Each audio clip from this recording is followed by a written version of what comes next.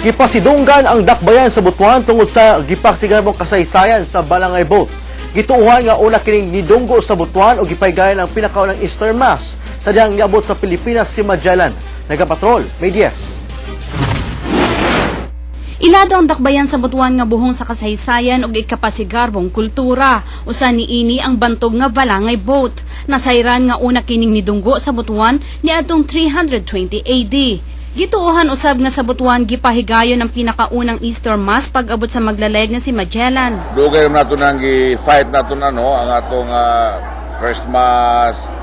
Kaya bayan sa atong turista di sa ato sa dakbayan sa Butuan, dugay nato nang gitinguha nga mubom gyud ang turista di sa ato. Giila sa usa ka award-giving body ang panggamhanan lokal sa dakbayan sa Butuan sa paghatag og prioridad niini sa pagpalambo sa turismo. Nakadawat og Anvil Award ang Butuan sa titulong Award on Public Relations Excellence. And the award of excellence goes to the Butuan Malangay, discovered in Butuan in 1976 or when dated to 320 AD.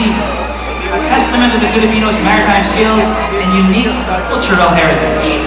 Mo'y focus karon not only in our country but entire world, no?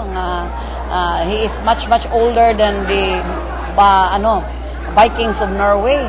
So dako kay ning garbo kanato og pasalamat kita ni Mr. Agatep, no? Mo'y nagkatabang sa pagpili sa nato nining atong Anvil Award, and especially to Yusik Art Valdez. Aduna nay gitakdang mga proyekto alang sa dugang pangakalambuan sa turismo sa dakbayan. May 10 Patrol sa Caraga.